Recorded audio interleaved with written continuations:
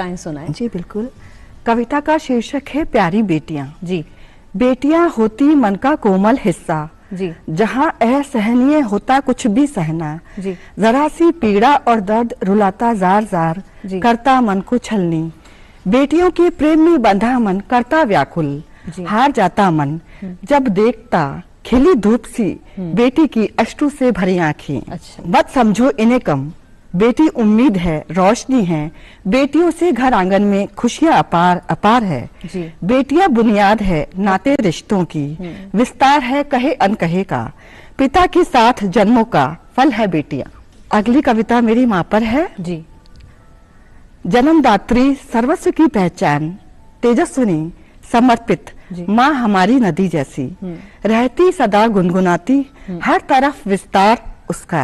दुनिया तेज धूप, माँ छांव सी होती है। बहुत सुंदर। आकाश का व्योम, माँ के जीवन का छोर।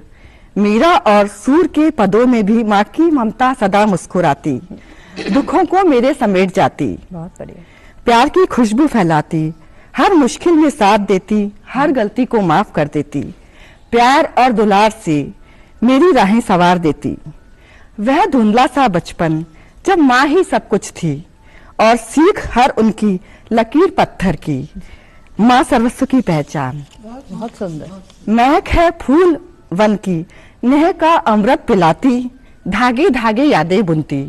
धूप छांव में बने एक सी, चेहरा नहीं बदलती माँ। मंदिर की आरती वो हम सभी को तारती माँ। बहुत ही सुंदर। अगली कविता का शीर्षक है स्त्री। स्त्री। कभी सोचती हूँ मैं, स्त्री का जीवन भी कश्ती के समान है। जी। इसकी भी अनंत उम्मीदें और असीम सपने होते हैं, जिन्हें वो पूरा करना चाहती है, जिनको अपने में समाहित कर वो बहुत दूर तक जाना चाहती है, अपने अस्तित्व को तलाशती हुई।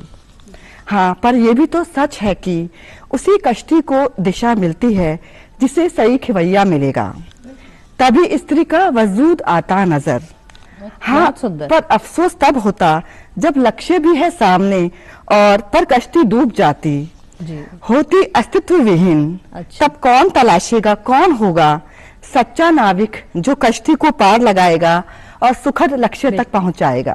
बहुत सुंदर, बहुत ही बढ़िया, बहुत गहरी और बहुत ही सरल भाषा में कही हुई ऐसी कविताएं जो सीधे आपके मन को कहीं ना कहीं छू जाती है। बहुत आभार। सुंदर डेरा जी। स्मिता जी, आप भी हमें और इसी कड़ी में और सुंदर कविताएं सुनाएं।